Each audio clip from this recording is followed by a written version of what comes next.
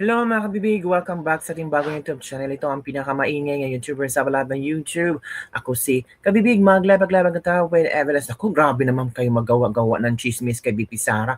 Lahat na lang, no? Ito chismis yung kay BP Sara, magnanakaw, boba, kung ano-ano na lang, basta masiraan nyo lang si BP Sara.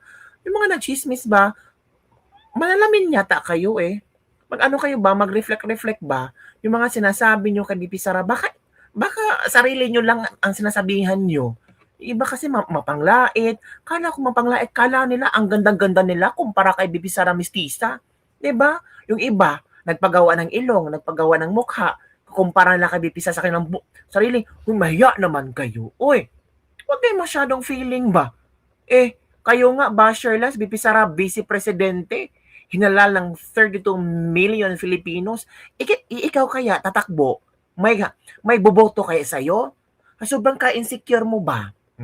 Sobrang ka-insecure mo kay VP Sara na maganda, matalino, vice presidente. Ang ginawa mo lang, manglait na lang. So nakakahiya sarili mo. 'Di ba? Parang ano ba? Parang tinatawag dyan ba na sometimes you have to love yourself. Okay? O eto, nagpakalat sila ng chismis na sinapak daw ni VP Sara si Attorney Poa ng laptop. Wow! Ganun ba kayaman si BP Sara mangsapak na lang ng laptop?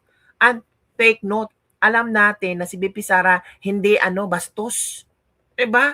O ito, mabibiga ito ang chismis ngayon. Tingnan natin ha, na-interview kasi si Attorney Pua ni Corina at talagang sinagot ni Attorney Pua kung ano ka ang katotohanan. O ito na. Una sa lahat, ang pinaka-importanting tanong, totoo po ba na binato kayo ng laptop ni Vice President? Alam niyo, Miss Corina, na medyo, di ko alam kung paano magre-react nung nakita ko yung mga SOCMED cards about that. Medyo natawa na lang ako. Actually, thought I shouldn't answer that. Hindi ko napapatulan. But to cut the long story short, hindi po totoo. Nabato ako ng laptop or kahit anuman. Or, ano ba yung kwento my years Willard? working with the Vice President, di po namamato ng kahit ano yan. Sabihin ko sana kung binato kayo, saluhin ko. Mamahaling laptop pa nga daw yung binato sa akin. So, natawa ako. Sana maleta na lang na puno ng pera ang iba. It's very creative. Very creative. Or gold bars. Yan. Magandang iba to yan. Tatanggapin ko yan. Anyway, so hindi totoo yun. Hindi po totoo. You don't know where it came from? Nagpaparinig si Corina, maleta na may lamang pera. At di kaya gold bars. Sino pinatatamaan ni Corina? Dalawa ha. Maleta na may pera at gold bars. Kumusta na pala ang gold deposit ng Pilipinas? Kumusta na pala ang maleta-maletang pera? Meron na bang action? Meron na bang investigasyon? Si Corina talaga, mahilig magparinig. I don't know. It just came out during the weekend. Tapos marami nagtatanong sa akin. Even my relatives started asking me kung totoo yun. Correct. But no, it's not true. Ito ha, sinagot ni BP Sara yung issue na yan. Nakakatawa na lang kayo eh. Masyado na siyang basura ba? Basura, tama. Na gossip. Na hindi na siya dapat pinapansin. Lang, ma'am. Ang dami pong mga statements na lumalabas sa different platform, ma'am, na tinapunan mo daw ng laptop ang isang empleyado mo, ma'am, na si Attorney Poa. Do you want to react to that particular statement or narrative? Actually, sa totoo lang, masyado na siyang basura ba? Na gossip. Na hindi na siya dapat pinapansin. Pero dahil tinanong mo, sagutin ko na lang, never in the history sa aking trabaho ako nagtapon ng laptop sa isang colleague or sa isang empleyado or sa isang abogado. Dahil unang-una, wala naman atang, pag nagtapon ka ng laptop or nagtapon ka ng cellphone, wala siyang benefit sa iyo. And syempre wala siyang benefit sa tatamaan ng laptop or cellphone. Pangalawa, hindi ako gumagamit ng laptop kasi hindi ako marunong gumamit ng computer. Sa lahat ng mga documents nire-rely ko lang yan. Hindi masyadong techy si VP Sara. So, sa sobrang busy na VP Sara, may time pa ka siya mag-laptop dyan, mag-scroll. May cellphone naman siya, di ba?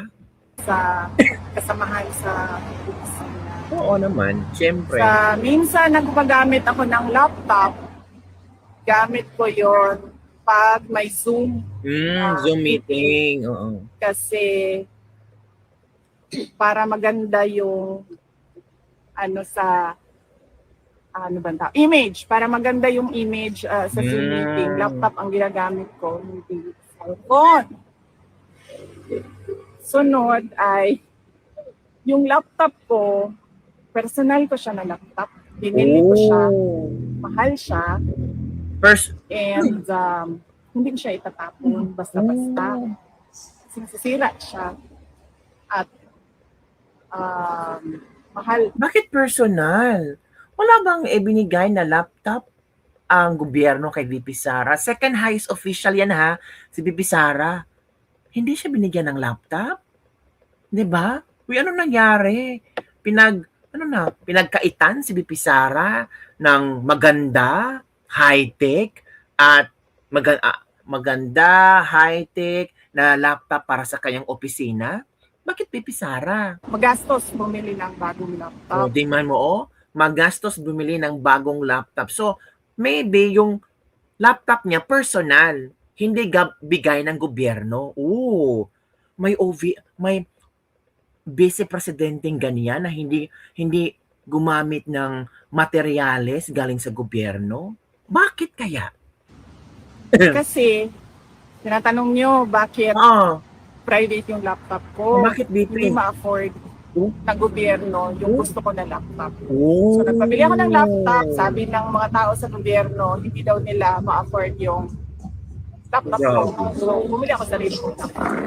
Uy, grabe naman ang gobyerno. Hindi ako nagtatapon ng gamit. Kung hindi mo itatapon yung sarili mong laptop na galing sa dugot pawis mo, 'di ba? Even though galing sa government, hindi tayo magtatampo ng mga gamit na ganyan, 'di ba? Nakababastos naman 'yan. Attorney Poa pa 'yan, 'di ba? Kahit ano sa ibang tao.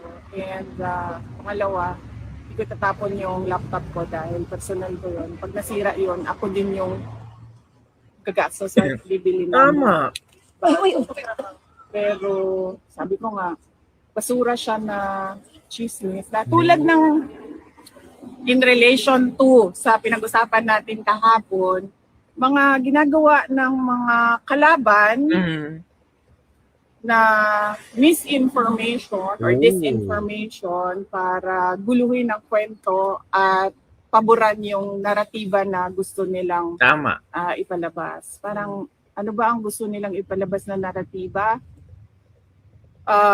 Baliw ako. Lahat na? Ano ba? Bobo ako. Grabe. Pro-China ako. Saka ba? Competent. Lumalabas din yan sa kanila. Dati, nagsasabi sila brat ako, pero ewan ko, tumitigil na sila ngayon. Stable, ma'am. Oh, yeah. Unstable. Baliw nga. Unstable. So, yun yung sinasabi ko. Basura na siya, pero syempre, dahil nakoconsume siya sa social media para paboran yung narrative na gusto ng kalaban. Ayun. Tama. Yun pala, corrupt, magnanakaw. Masyado na siya. Ang daming komento nila kay VP Sara. Ito naman ang komento ng ating mga netizen. O diba, hindi nagmamagaling ang VP namin? Sinasabi talaga ang totoo. Ngiting aso, may tama sa utak, sabi ni Domenico Iteves, di ba? Grabe ka naman, Domenico. Ang ngiting aso, may tama sa utak. Hala, grabe si Domenico kung mag-comment. Parang normal na normal. Baka ikaw ang may tama sa utak dong. Nakakahiya naman yung profile pic mo. Hirap na hirap mag-explain ang VP yarn. Wow. Ikaw kaya, paano mo i-explain? Naku, feeling matalino tong mga taong to. Kayo na lang naglolokohan dito, wake up. Bakit nandito ka? Bakit nag-comment ka? kasama ka rin namin na naglolokohan. Baka sa sobrang kabangag mo, wala ka na magawa sa buhay mo. Owl Brown. Sa pangalan mo lang, Owl Brown. Naku, kakatawa ka. Abogada, hindi marunong gumamit ng laptop, may ganon. Abogada nga siya, at least abogada siya. Ikaw kaya, ano kaya ang profession mo? 'Di ba? At least inamin niya na hindi siya marunong gumamit ng laptop. Wala namang problema sa kanya kasi may mga assistant siya. Pwede naman siya magbayad para mag-assist sa kanya. Ikaw, ano kayang trabaho mo? Meron ka kayang assistant. Yung pagka-abogada niya, hindi yan mawawala sa sarili niya. Yung pagka-bobo mo, posible pang forever na yan din. Sa reaction parang halata na ikaw lang ang may halata. Naku, ang daming bashers ni BP Sara. Naku, bakit kaya no? Alam nyo, itong mga bashers na ito, comment lang sila ng comment kasi binabayaran daw sila. Pero deep inside alam nyo ba, nakakonsensya na din yan. Pero wala silang magagawa kasi bayad sila. Bayad sila. Pero deep inside, supporter siya ni BP Sara. Halata naman. Supporter siya ni BP Sara, pero deep inside, supporter niya ni BP Sara, mga kabibig. Huwag kayong mag-ano-ano dyan. Ito ha, may nakita akong video. Tingnan natin to. Okay. Wait muna. Share ko muna sa inyo ha. Yung nakita akong video, na kung maupo si BP Sara, nako, marami talaga ang magtatago, at lahat ay aalis sa bansa. Ito, makinig tayo dito ha. Naupo si Sara Duterte, pare, ginagarantiyan ko yan. Babalik ka sa dati, malala ka. May mga nakikita mong kung tawagin natin lansangan, mabubura lahat yan. Diba? Kinatatakutan ng mga taong namamasyal yan lalo na dito sa Ross Boulevard. Mawawala yan. Sigurado yun. Yan ang mangyayari. Magiging likidahan na naman tayo yan. So, magkakaroon na naman tayo ng sinasabi nilang mag-ingat ka pagdating ng alas 6. Sigurado ka pag may atraso ka. So, pag-iisip ka bago ka gumawa ng atraso. Kasi Duterte ang nakaupo. Pag naupo si Sara Duterte, pare, ginagarantiyan ko yan. Babalik ka sa dati, malala ka. May mga nakikita mong ito ay base sa experience ng mamang ito. Base sa experience ng panahon ni Tatay Digong. Tingnan nyo ha. So maganda pala ang pamamalakad ni Tatay Digong. Peaceful pamamalakad ni Tatay Digong. And the same time, yung mga tao, parang may kampante na lalabas sa bahay nila kahit gabi na kasi alam nila na walang mga durugdista, walang mga kriminal, walang mga snatcher. Confident at alam mo ba, yung may kapayapaan maglakad sa mga kalsada. kung tawagin natin lansangan, mabubura lahat yan. Diba? Kinatatakutan ng mga taong namamasyal yan lalo na dito sa Ross Boulevard. Mawawala yan. Sigurado yun. Yan ang mangyayari. Magiging likidahan na naman tayo yan. So, magkakaroon na naman tayo ng sinasabi nilang mag-ingat ka pagdating ng alas 6. Sigurado ka pag may atraso ka. So, pag-iisip ka bago ka gumawa ng atraso. Kasi Duterte ang nakaupo. Yan. Sa mga hindi boboto kay VP Sara sa 2028 election, meaning mga tinatagong sikreto. May mga takot sila. Pero yung boboto kay VP Sara sa 2028, yung mga taong gusto ng kapayapaan, yung mawawala yung mga drogista, yung mga kriminal, yung feeling natin ba aasenso ang buhay natin kasi may isang Duterte na namang uupo. And I'm sure gaganda ang ekonomiya ng ating bansa. So yun ang kabibig ang ating Lebak-Lebak for the day. Ano ang inyong reaction hinggil dito? Grabe, no? Grabe yung mga sinasabi na si BP Sara baliw, incompetent, magnanakaw. Parang lahat na lang ng mga description nila kay BP Sara na ilahad na naibigay na nila kay BP Sara. Sinabihan pang kabet, ng palaglag daw ng ano. Grabe sila, hindi sila mahiya, no? Galing sa bibig nila. Yung mga ganong klase mga statement. Hindi ba sila takot na magbubumirang yan, babalik yung mga sinasabi niyo tungkol kay BP Sara papunta sa inyo?